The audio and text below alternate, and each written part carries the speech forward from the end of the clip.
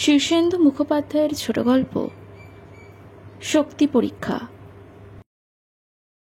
রামরিক পালোয়ান রাজবাড়ি চলেছে। সেখানে আজ বিরাট শক্তি পরীক্ষা। নানা দেশ থেকে বহু পালোয়ান জড়ো হবে। তারপর কার কত শক্তি তার পরীক্ষা দিতে হবে। কুস্তি টুস্তি নয়, শুধু যত পারে নিজের শক্তি দেখাবে, তা যে যেভাবে পারে। রামরিক ভেবেচিন্তে একটা 5 মণ ওজনের লোহার গদা নিয়েছে। এইটা সে বাঁই বাঁই করে ঘুরিয়ে সবাইকে তাক লাগিয়ে দেবে। গদাটা একটা গরুর গাড়িতে করে পেছনে আসছে। রামরিক আজ ধুতি পড়েছে, গায়ে রঙিন জামা, মাথায় পাগড়ি। মাঝে মাঝে গোঁফে তা দিতে দিতে নাগরা জুতোর শব্দ তুলে হাঁটছে। মনে একটা ফুর্তি। তার ধারণা আজকের পরীক্ষায় সেই আসর মাত করে আসবে। ওস্তাদকে 100 মোহর পুরস্কার দেয়া হবে। রাজবাড়ি আর বেশি দূরে নয়, 2খানা গ্রাম পেরোলেই শহর। শহরের মাঝখানে মস্ত রাজবাড়ি, চারিদিকে বিশাল অঙ্গন। আজ হাজার হাজার মানুষ পালোয়ানদের দেখতে আসবে। সামনেই একটা গরুর গাড়ি যাচ্ছে। গরুর গাড়িতে একটা বড়সড় চেহারার লোক বসে বসে ঢুলছে। রামরিক দেখতে পেলে গরুর গাড়িটা রাস্তায় একটা খাদে পড়ে একটা ঝাঁকুনি খেয়ে আটকে গেছে। বলদ দুটো টেনে তুলতে পারছে না। যে লোকটা ঢুলছিল সে একটু বিরক্ত হয়ে নেমে পড়ল। মালকোচা মারছে।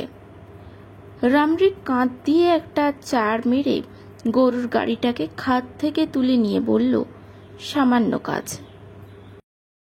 মোটাসোটা লোকটা তার দিকে চেয়ে একটু আড়মোড়া ভেঙে বলল, পালোয়ান নাকি তুমি? ওই সামান্য কিছু চর্চা টর্চা করি আর কি। বেশ বেশ বলে লোকটা একটু হাসল। তা তোমার জিনিসপত্র কই? ওই যে গরুর গাড়িতে 5 মণ ওজনের গদা। লোকটি অবাক হয়ে বলে, 5 মণ? যা। কথা কইতে কইতে পিছনের গরুর গাড়িটার কাছে চলে এলো। রামরিক গদাটা দেখিয়ে বলল, ওই যে। লোকটা গদাটা দেখে বলল, এটা ফাঁপা জিনিস নয় তো? রামরিক হেসে বলল, আরে না, নিরেট লোহার গদা।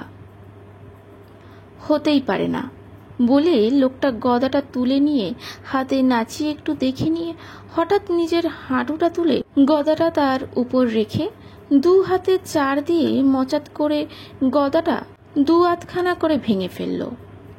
তারপর মাথা নেড়ে বলল, না, নিরেট জিনিসই বটে হে। রামরিক হাঁ করে চেয়ে রইল। লোহার গদা কেউ ভাঙতে পারে এ তার জানা ছিল না। লোকটা মুখে একটু দুঃখ প্রকাশ করে বলল, সামনের গায়ে কামারশালা আছে, জুড়ে নিও ভাই। অসাবধানে তোমার খেলনাটা ভেঙে ফেলেছি বলে লোকটা চলে গেল। রামরিক গদাটা কামারশালায় জুড়ে নিতে গায়ে ঢুকল। একটু চিন্তিত, মনে আর তত ফুর্তি নেই। কামার ভীষণ ব্যস্ত, বলল, আমার যে গদা জোড়া দেওয়ার সময় নেই। রামরিক করুণ গলায় বলল, ভাই, আমি যে রাজবাড়ির শক্তি পরীক্ষায় যাচ্ছি, সময় নেই, একটু করে দাও ভাই। কামার খুবই বিরক্ত হয়ে বলল, কোথায় তোমার গদা? এই যে। বলে গদার টুকরো দুটো 2 হাতে তুলে বলল, এইটুকু গদা? বলে কামারশালার আর এক কোণে অন্তত 100 হাত দূরে যেখানে ছোট ছেলেটা কাজ করছিল সেদিকে ছুঁড়ে দিতে দিতে বলল, ওরে বিষে, এ দুটো টুকরো জুড়ে দে তো।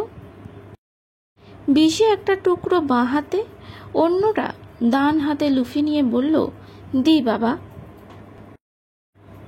রামরিক অধবদন হয়ে বসে রইল।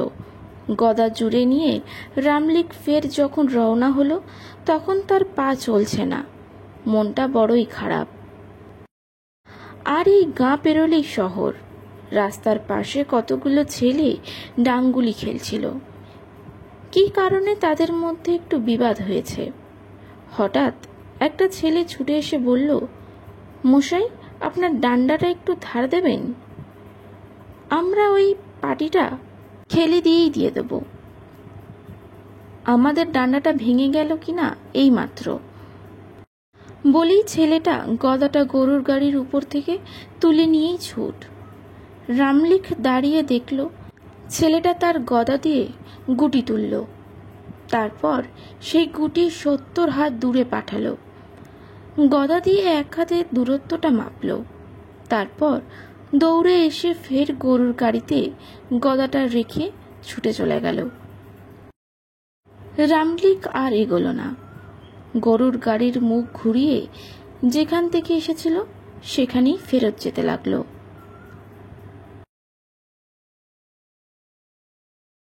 নমস্কার।